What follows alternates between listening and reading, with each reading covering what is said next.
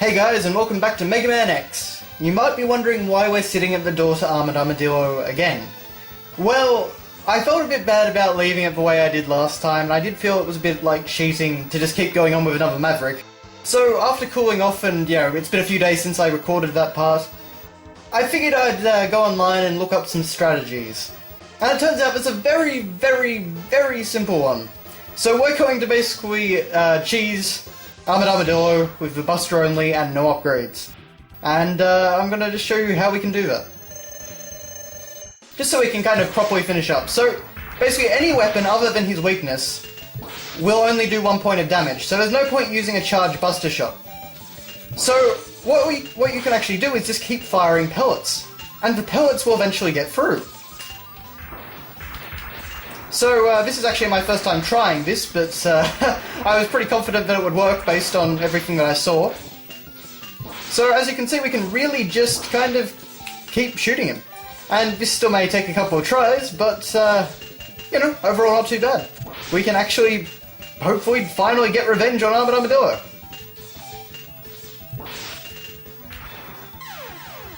So I'll see you guys when I get him down to a much lower amount of health. Alright guys, looks like we might, possibly, finally...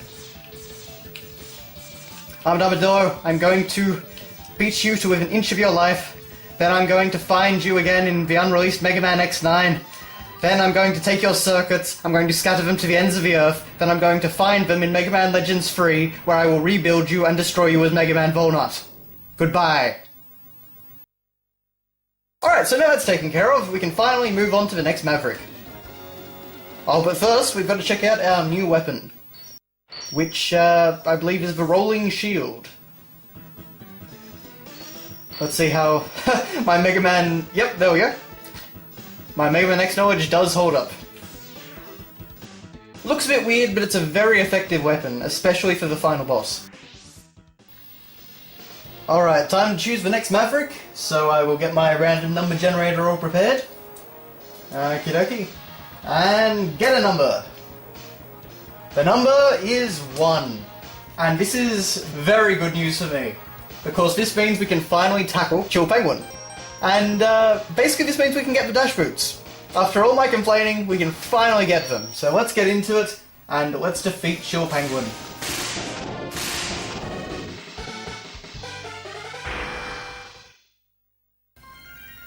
Okay. For most people, this is the first proper stage they take on. And this is usually the one that I take on. But for a very good reason. Aside from the fact that you get the dash boots, it's also not one of the more... It's not too difficult once you get it down. It's pretty easy to actually learn. But anyway, while we're playing through a stage today, I thought we might actually talk about the different ways you can play Mega Man X. And by this I mean all the different ports and remakes and ways you can actually get your hands on the game.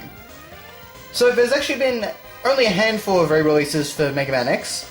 We have, of course, the Super Nintendo original. We have the Wii Virtual Console release, and Wii U Virtual Console release, I should say. So it's available on both those platforms. We have Mega Man X Maverick Hunter on PSP, which is an okay remake of this game. It's the best remake that the game has had, but it's still wasn't exactly perfect in my opinion. I don't think it looked nearly as good. It tried to go the whole 2.5D, so using some 3D models and things, but there was a lot less detail and things than there was actually on the Super Nintendo game. The music, while definitely taking a different approach and sounding okay, it definitely isn't as good as this, put it that way. It just left a bit to be desired.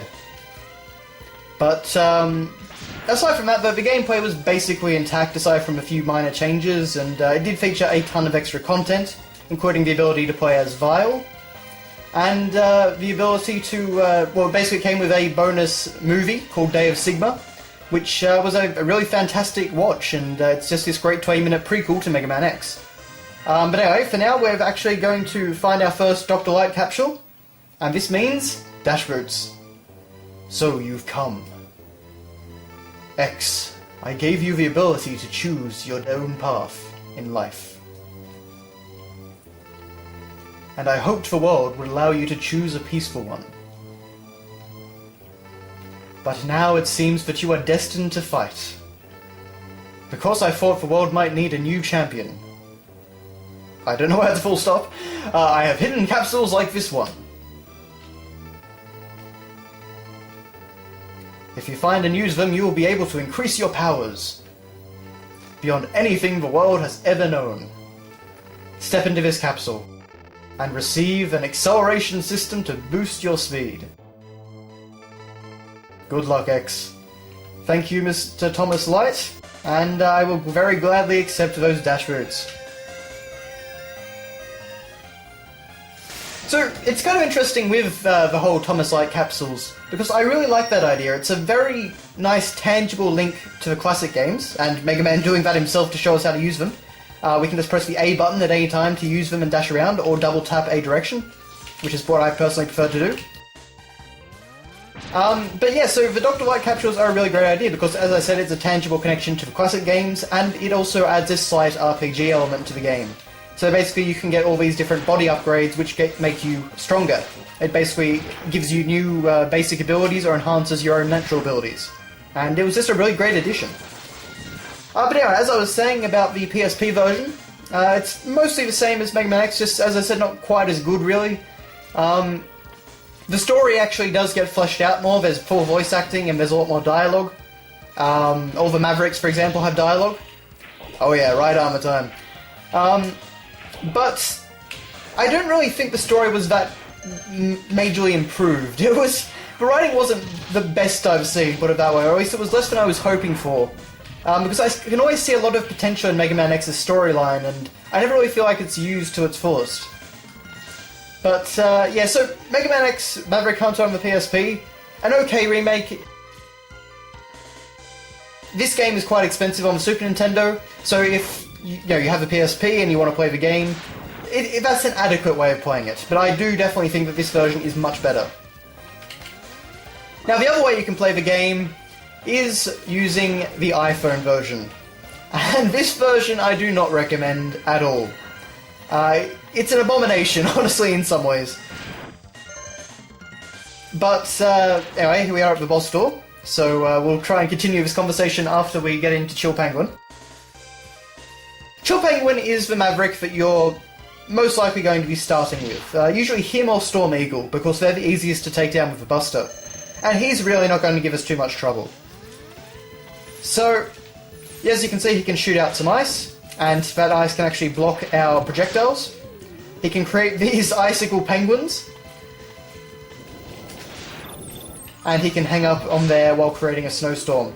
Now be careful not to get caught in his icy breath, because you will get frozen. Sometimes he'll do silly things like this, and just kind of waste time. You can actually break the icicle penguins yourself, but it's usually better just to wait for him to do it.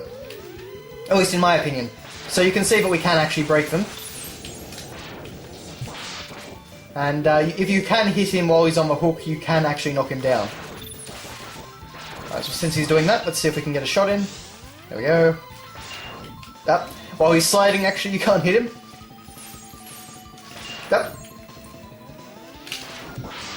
And once again, he's another character in this game that likes to laugh at you. There we go.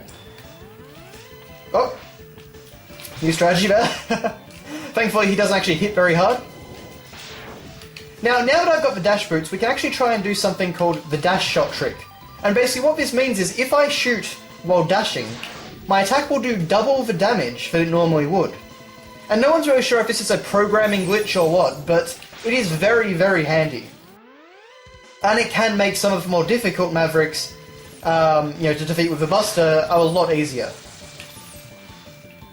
So even a normal pellet can become much more powerful. But anyway, there I am showcasing exactly what happens to you when you are stupid enough to actually get caught in his ice breath. Alright, only one more shot, and down he goes. Well, that was a nice change of pace from the last two, wasn't it? Let's see, so the whole stage altogether took me about 5 minutes. That's more like it. So now that we've got the dash boots, things are going to go much smoother.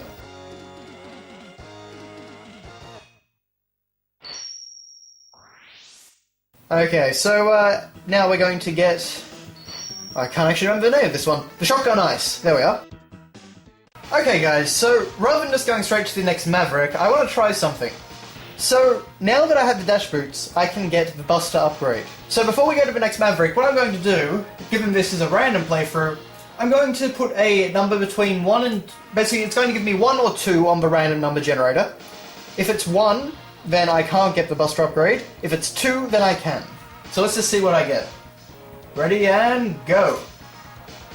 And I got a 2. Okay, so we will go and try and get the Buster upgrade.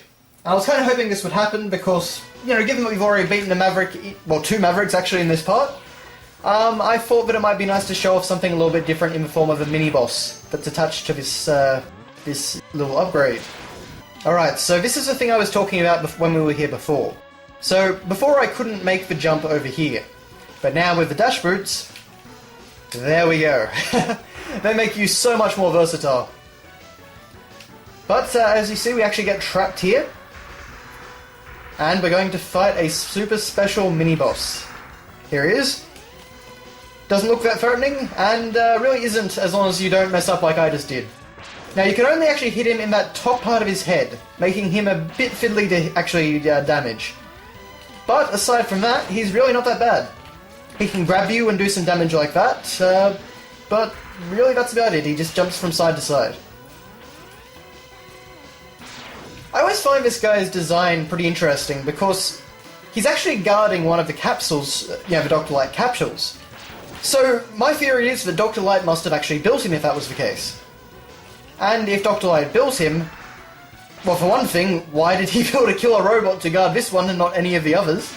But more than that, I actually find his design to be somewhat reminiscent of a fusion between Eddie and, what was his name? Duo. I think the green guy with the shop.